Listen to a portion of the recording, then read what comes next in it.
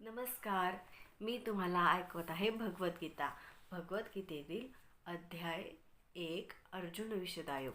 त्यातील श्लोक क्रमांक 32, 33, 34 आणि 35 हे चारही श्लोक एकाखाली एक आलेले आहेत. त्याचा वेगळा असा अर्थ किंवा वेगळा असा तात्पर्य नाही, तर ह्या चारही श्लोकांचा मिळून एकच अर्थ आणि त्यामागे तात्पर्य दिलेला आहे. तर ऐका श्लोक क्रमांक 32.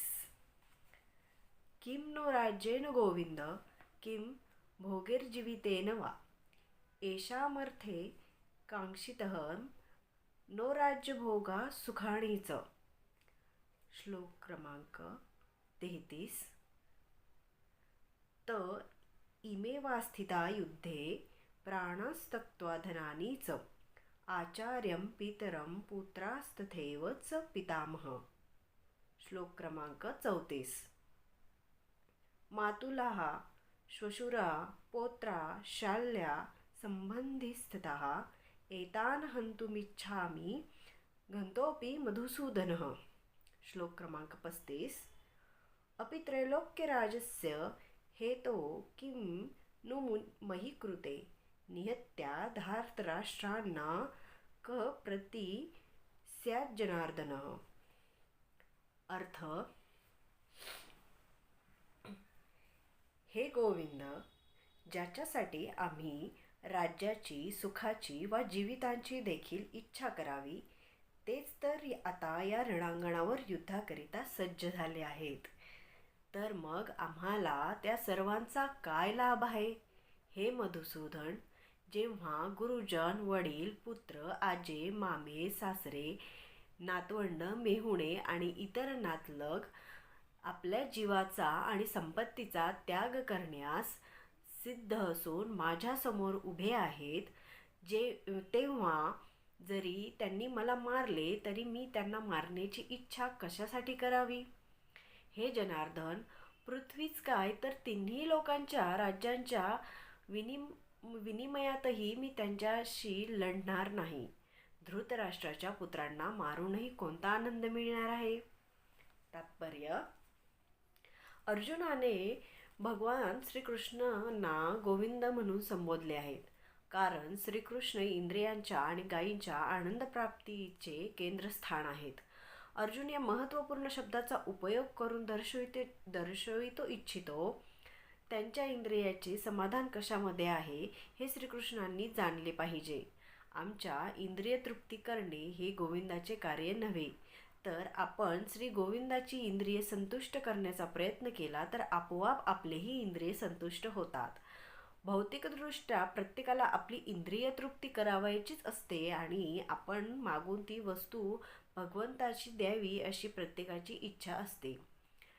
जीवांच्या योग्यतेप्रमाणे भगवंत त्यांच्या इंद्रिय तृप्ती करतील, पण त्यांच्या अतिलोभाची पूर्तता मात्र भगवंत करणार नाहीत. याच्या उलट मार्गाने मनुष्य जेव्हा जातो तेव्हा जेव्हा एखाद्या स्वतःच्या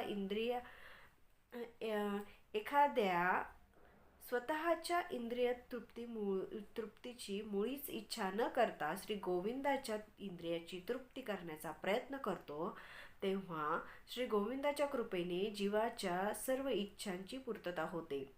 आपल्या कुटुंबातील व्यक्तीविषयींचे अर्जुनाचे प्रगाढ प्रेम या ठिकाणी अंशतः दिसून येते, कारण त्याला त्यांच्याविषयी स्वाभाविक करुणा होती आणि यासाठी तो युद्ध करण्यास सिद्ध नव्हता. प्रत्येकाला स्वतःचे ऐश्वर्य आपल्या मित्रांना आणि नातेवाईकांना दाखवायची इच्छा असते, परंतु अर्जुनाला भीती वाटते की आपले नातलग आणि मित्र रणांगणावर मारले जातील आणि विजयानंतर प्राप्त होणाऱ्या वैभवामध्ये आपण कोणाला सहभागी करू शकणार नाहीत. भौतिक जीवनाचे हे एक समर्पक उदाहरण आहे. आध्यात्मिक किंवा दिव्य जीवन हे अगदी भिन्न असते.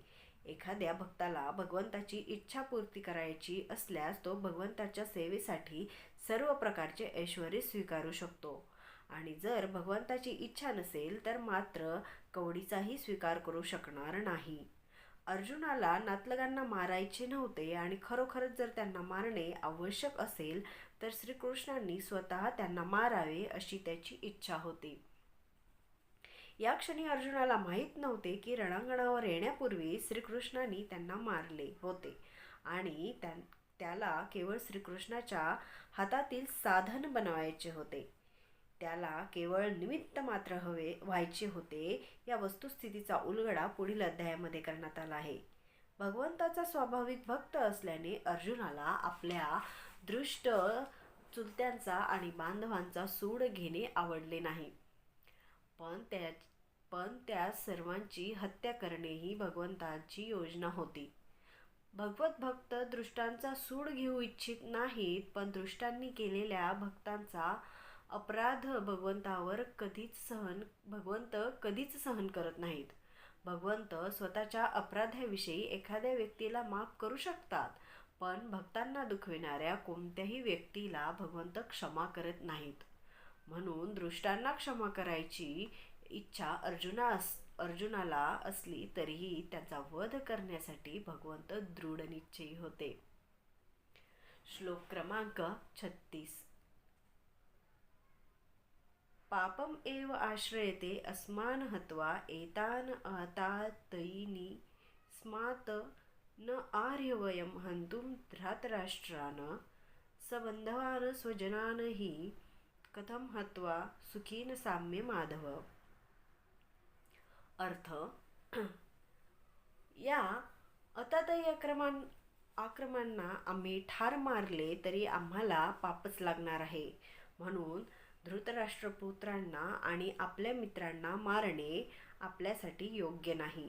म्हणून यापासून आपल्याला काय लाभ होणार आहे? हे माधव, आपल्याच नातलगांची हत्या करून आम्ही कसे सुखी होऊ? तात्पर्य: वैदिक मताप्रमाणे 6 प्रकारचे अतातयी असतात. विष देणारे, घराला आग लावणारे, घातक तीक्ष्ण शस्त्रांनी आघात करणारे, संपत्ती लुटणारा आणि दुसऱ्यांची भूमी बळकविणारा, परपत्नीचे अपहरण करणारा. अशा अतातयींचा वध केल्याने कोणत्याही प्रकारचे पाप लागत नाही. अशा अतातयींना मारणे हे सामान्य मनुष्याला शोभेल असेच आहे. पण अर्जुन सामान्य मनुष्य नव्हता. स्वभावतःच तो साधू वृत्तीचा होता आणि कौरवांशी तो साधू वृत्तीला अनुसरूनच वागू इच्छित होता. तथापि अशा प्रकारची साधू वृत्ती क्षत्रियांसाठी योग्य नसते. राज्यकर्त्यांनी साधुवत असणे आवश्यक असले तरी त्यांना भ्याड मात्र असू नये. उदाहरणार्थ, भगवान श्रीराम हे इतक्या साधू वृत्तीचे होते की आजही लोक रामराज्यात राहण्यास अतिशय उत्सुक आहेत. पण असे असले तरी प्रभू श्रीरामचंद्रांनी कधीच भ्याडपणा दाखवला नाही. श्रीरामांच्या पत्नीचे सीतेचे अपहरण करणारा रावण अतातायी होता, पण श्रीरामांनी त्याला असा काही धडा शिकविला की त्याची तुलना जगाच्या इतिहासामध्ये कोणाशीही करता येणार नाही. अर्जुनाच्या संदर्भात मात्र त्याच्या विरुद्ध जे आक्रमक अतातायी होते ते विशिष्ट प्रकारचे होते, आणि ते म्हणजे त्याचे स्वतःचेच पितामह, गुरुजन, मित्रगण, पुत्र, नातू इत्यादी होते. परिणामी अर्जुनाला वाटले की सामान्य अतातयीविरुद्ध ज्या कडक उपाययोजना केल्या पाहिजेत त्यांच्या विरुद्ध आपण योजू नये. या व्यतिरिक्त साधू व्यक्तीने क्षमा करावी असे सांगितले जाते. साधू व्यक्तींसाठी असा आदेश आहे की राजकीय आणीबाणीपेक्षाही महत्त्वपूर्ण असतात. अर्जुनाने विचार केला की राजकीय कारणांसाठी स्वजनांची हत्या करण्यापेक्षा साधुवृत्ती आणि धर्माच्या आधारावर क्षमा करणे हेच योग्य आहे. म्हणून केवळ तात्पुरत्या शारीरिक सुखासाठी अशा प्रकारे हत्या करणे चांगले नाही असे त्याला वाटले. अर्जुनाने असा विचार केला की राज्य आणि त्यापासून प्राप्त होणारे सुख नित्य नाही, आणि म्हणून स्वजनांची हत्या करूनही स्वतःची शाश्वत मुक्ती आणि स्वतःचे जीवन संकटात का घालावे? या संबंधात अर्जुनाने श्रीकृष्णांना माधव असेही संबोधणे महत्त्वपूर्ण आहे. श्रीकृष्ण लक्ष्मीचे आणि भाग्यदेवतेचे पती असल्यामुळे अर्जुन त्यांच्या हे लक्षात आणून इच्छित होता की यांनी ज्यामुळे त्यांच्यावर दुर्भाग्य कोसळले अशी कोणतीही गोष्ट करण्यास त्याला प्रेरित करू नये. वास्तविकपणे श्रीकृष्ण तर भक्तांनाच काय तर इतरांनाही दुर्भाग्याकडे कधीच नेत नाहीत.